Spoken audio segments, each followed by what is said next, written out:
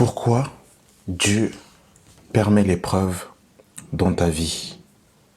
Je bénis le Seigneur, je rends grâce à Dieu et j'aimerais vraiment que l'Esprit de Jésus m'assiste durant cet audio afin de pouvoir encourager plusieurs. Je pense que nous sommes tous passés par des épreuves. Nous traversons, ou d'autres sont déjà passés par des traversées du désert. Des moments dans notre vie chrétienne où on se dit, mais est-ce que Jésus est le vrai chemin? Est-ce que vraiment Dieu existe? Est-ce que Dieu me voit? Est-ce qu'il entend mes prières? Alors j'aimerais quand même aujourd'hui juste faire une petite différence entre les épreuves auxquelles Dieu nous soumet et les épreuves qui sont le fruit de notre désobéissance. Les épreuves qui sont le fruit de notre désobéissance, on pourra traiter ce sujet éventuellement une prochaine fois si Dieu le permet, mais là j'aimerais parler des épreuves que Dieu permet dans nos vies. Alors, Proverbe 16, le verset 4 nous dit « Yahweh a tout fait pour un but, même le méchant pour le jour du malheur. » On comprend par là que le Seigneur n'est pas le Dieu de la vanité. Tout ce que Dieu fait a un but.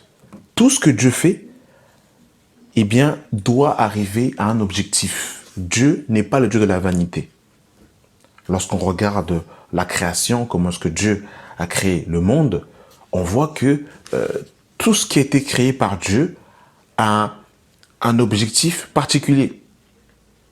Quand on regarde le corps humain, chaque organe joue un rôle spécifique.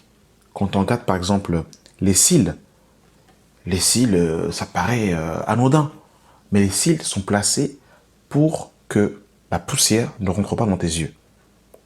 Pourtant, quand on regarde le corps humain, les cils, on n'a pas l'impression qu'ils jouent un rôle majeur. Alors que oui, les cils sont là pour empêcher que la poussière rentre dans tes yeux. Donc voyez-vous, tout a été placé par Dieu pour jouer un rôle majeur, un rôle prépondérant. Tes reins jouent un rôle. En fait, il y a tellement de choses à dire que je ne sais même pas par où commencer, mais quand on regarde l'être humain, comment Dieu a placé les organes, comment Dieu a placé chaque membre, c'est pour qu'il joue un rôle spécifique. Le soleil joue un rôle, la lune joue un rôle, les étoiles jouent un rôle. Tout a été créé par Dieu pour un objectif et rien n'a été créé dans la vanité. Ça, on doit le comprendre parce que c'est la pensée de notre Créateur. Maintenant, ce que nous vivons dans notre vie, il est vrai que parfois, nous passons par des situations où on n'arrive pas forcément à comprendre pourquoi. Seigneur, je passe par là. Seigneur, je ne comprends pas, Seigneur, mais j'ai l'impression que je te parle, mais tu ne m'écoutes pas. On a l'impression de voir de l'injustice autour de nous. Tu peux peut-être ne pas avoir la réponse tout de suite. Et dans les Écritures, il y a eu ici des prophètes qui se sont posé la question. Tu n'auras peut-être pas spécialement la réponse tout de suite, mais en tout cas, si tu restes dans le plan de Dieu, le Seigneur t'éclairera. Mais je vais prendre quelques exemples dans les Écritures pour essayer de nous aider. Alors, nous sommes dans le livre, bien-aimé dans le Seigneur, de Jean, chapitre 9. Jean, chapitre 9. Que Dieu soit béni. À partir du verset 1. Jésus vit en passant un homme aveugle de naissance. Ses disciples lui firent cette question. Rabbi, qui a péché, cet homme ou ses parents, pour qu'il soit né aveugle?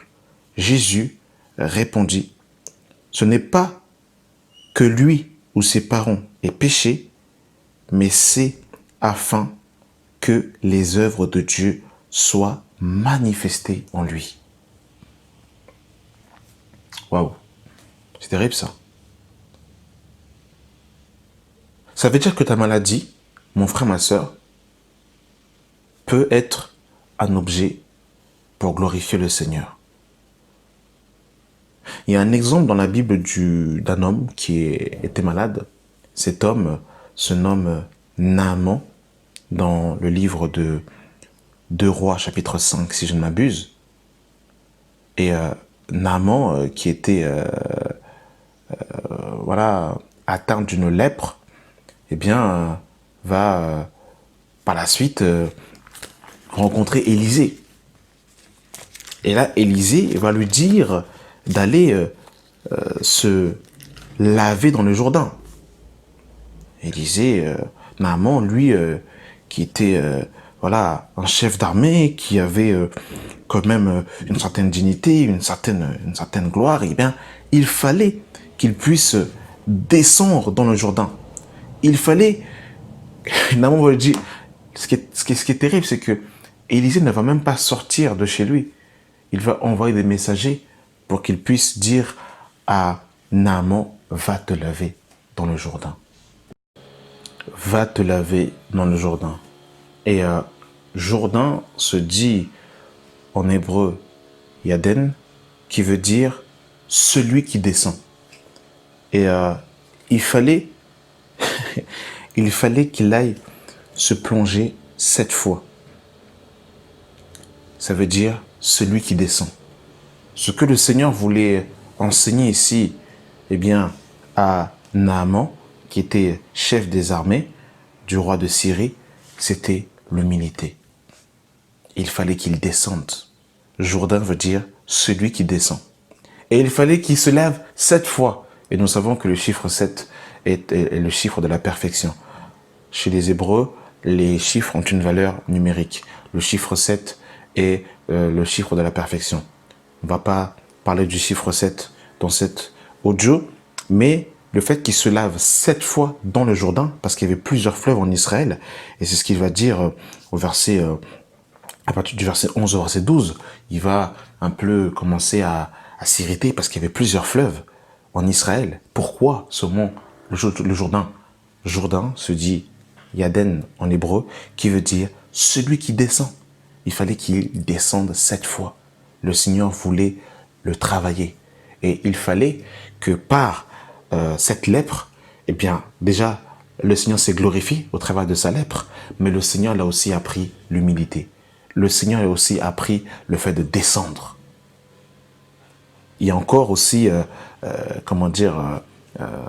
cette histoire avec notre bien-aimé, l'apôtre Paul, qui va, voilà, dire quelque chose d'assez incroyable dans le livre de 2 Corinthiens, chapitre 12.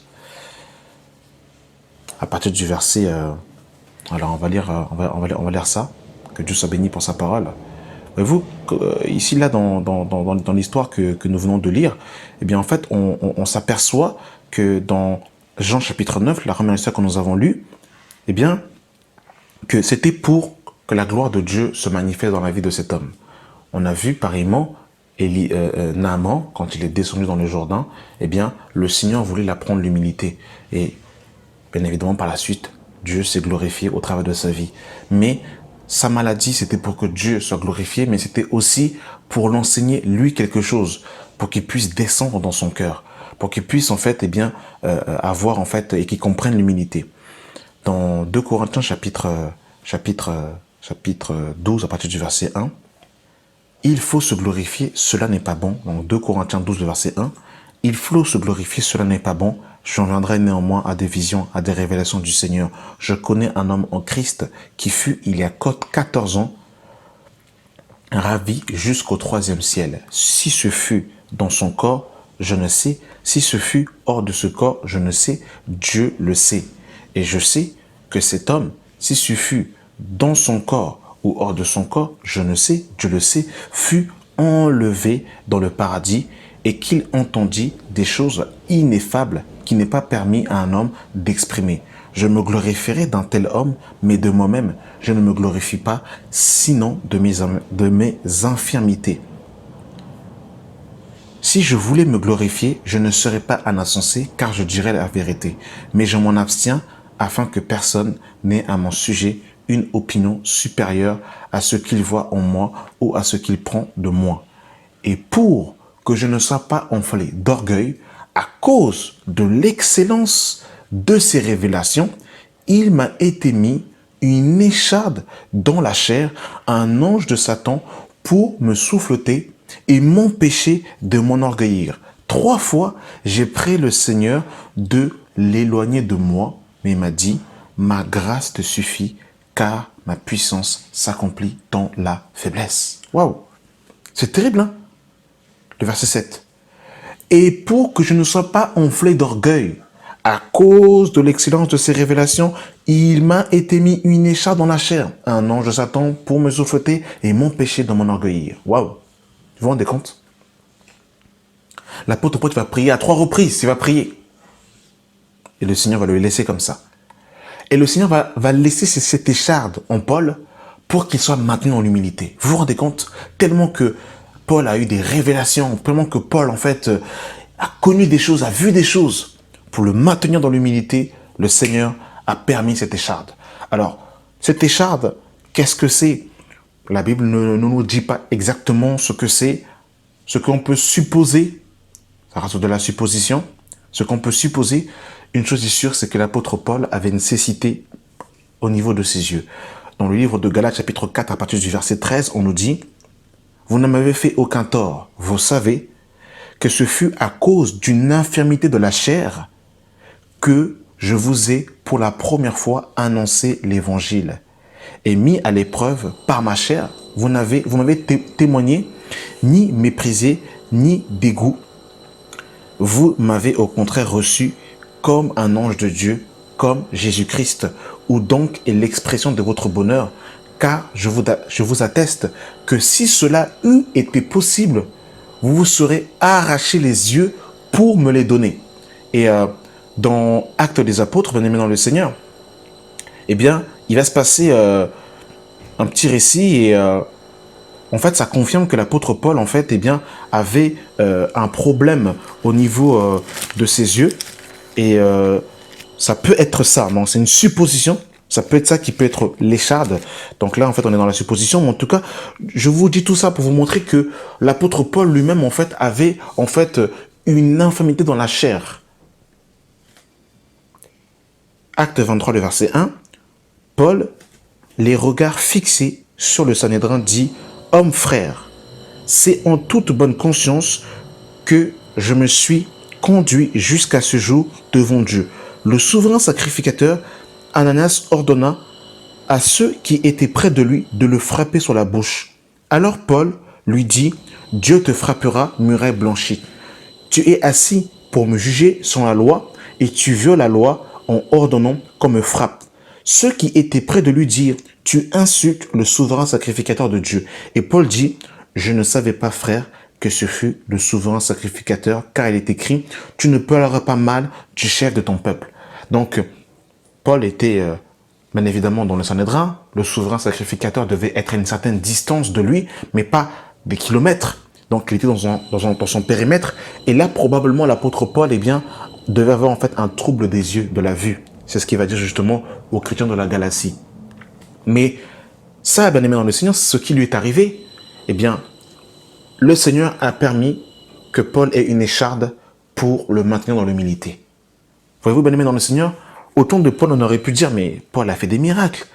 Comment dire, le mouchoir que les gens appliquaient sur la peau de Paul guérissait les gens. Pourquoi est-ce que le Seigneur permet-il ici que, eh bien, comment dire, le Seigneur ne guérisse pas? Eh bien, le Seigneur voulait maintenir l'apôtre Paul, comment dire, dans l'humilité. La Bible nous dit dans le livre de Osée, chapitre 2, le verset 16.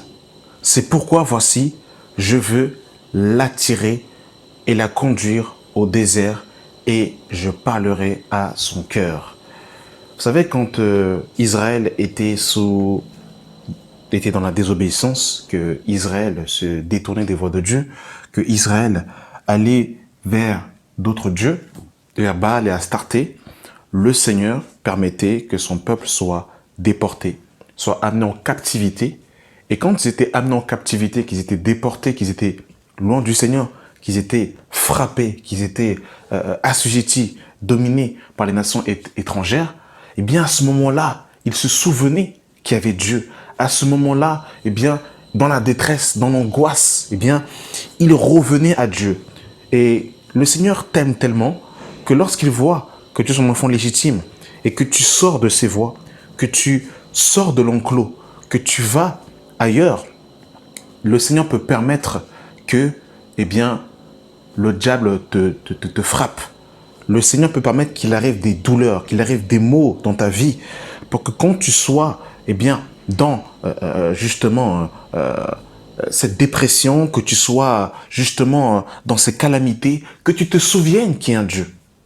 Et il t'attire aussi dans le désert, mon frère, ma soeur, il t'attire dans le désert, parce que dans le désert, c'est un endroit qui est inconfortable. Vous savez, quand l'homme est dans une situation inconfortable de la chair, c'est à ce moment-là que son cœur cherche le Créateur, parce que Dieu a mis dans Yahweh, dans l'homme, la pensée de l'éternité. Même les hommes qui disent qu'ils ne croient pas en Dieu, regardez, quand un homme est sur son lit d'hôpital et qu'on lui dit que dans quelques instants tu vas mourir, en fait, même s'il ne croit pas en Dieu, il va chercher un secours. Quand vous êtes dans un avion et qu'il y a des turbulences et que l'avion va comme se cracher, vous voyez que même ceux qui ne croient pas en Dieu, ils commencent à invoquer le nom d'un Dieu. Parce que Dieu a mis dans l'homme la pensée de l'éternité. Donc l'homme a été créé à la base dans la présence de Dieu. Donc il est obligé de chercher son créateur. Il sait au-dedans de lui qu'il y a un créateur, même s'il ne veut pas se l'avouer. Et dans le désert, dans cette solitude, le désert, nous savons, il fait chaud, il n'y a pas d'oasis, il n'y a pas d'eau, c'est un endroit inconfortable. Et là, à ce moment-là, eh bien, là, tu penses, tu lèves tes yeux et tu regardes vers le Créateur. Tu regardes vers le Créateur et tu cries à lui. Donc le Seigneur, il peut même t'isoler. Ça veut dire qu'il peut te séparer de certaines personnes qui sont soi-disant des amis. Il te sépare d'eux. Il te sépare de soi-disant frères et sœurs pour t'isoler, pour parler à ton cœur. Parce que le Seigneur veut t'enseigner quelque chose. Afin que justement tu puisses grandir, comprendre le langage de Dieu. Qu'est-ce que Dieu veut t'enseigner? Peut-être que tu as commencé une assemblée et que, voilà, du jour au lendemain, tout s'est écroulé. Parce que peut-être que le Seigneur veut te faire comprendre que la manière dont tu es en train de bâtir, mon fils, je ne prenais pas plaisir. Donc le Seigneur a permis que tout soit renversé pour que tu puisses le chercher et repartir sur des bases solides. Et le Seigneur, quand il nous isole, c'est parce qu'il nous perfectionne, c'est parce qu'il veut nous tailler, c'est parce que nous sommes l'argile entre les mains du potier. Et pour cela, il faut qu'on soit isolé. Parce que quand on est dans la foule, on a du mal à comprendre le langage de Dieu. Mais quand on est seul, quand on est isolé, c'est à ce moment-là que le Seigneur il parle à notre cœur, que le Seigneur nous façonne, que le Seigneur nous taille, que le Seigneur, en fait, justement, nous bâtit au-dedans de nous son Fils. Vous bien-aimés dans le Seigneur. Et je disais que si par rapport aux enfants d'Israël, quand ils étaient dans la désobéissance, le Seigneur permettait que les nations étrangères viennent pour les assujettir, pour les dominer, afin que dans leur domination, ils crient à Dieu. Et c'est exactement ce que l'apôtre Paul a fait dans le livre de 1 Corinthiens chapitre 5. Lorsque cet homme a couché avec la femme de son père, eh bien l'apôtre Paul a livré cet homme à Satan. C'est aussi ce qu'il a fait dans 1 Timothée chapitre 1, le verset 18, quand il a livré en fait, ces deux hommes qui justement prêchaient des fausses doctrines. Et le but de livrer un homme à Satan, c'est que cette personne, eh bien, soit livrée entre les mains du diable, un peu comme l'apôtre Paul, un peu comme Job, pardon, que Satan puisse faire des maux à cette personne, afin que dans sa peine, afin que dans comment dire, son isolement, afin que dans, en fait, comment dire, ses cris, ses angoisses, qu'elle se souvienne qu'il y a un Dieu. Qu'elle se souvienne qu'il y a un Dieu. Que dans sa honte, qu'elle dise, mais il y a Dieu. Vous vous rappelez du fils prodigue qui est parti avec l'héritage et qui est parti loin de son père. Et quand, au bout d'un moment, il s'est retrouvé avec les porcs, il s'est souvenu qui avait son père. Et il est reparti vers son père. Et le Seigneur peut permettre que tu te retrouves avec les porcs pour que tu te souviennes qu'il y a un Dieu, afin que tu reviennes à lui. Voyez-vous, bien-aimés dans le Seigneur, donc, que ce soit la maladie, que ce soit les infirmités, que ce soit l'isolement, le rejet familial, toutes ces choses que tu peux vivre, il faut que tu comprennes une chose.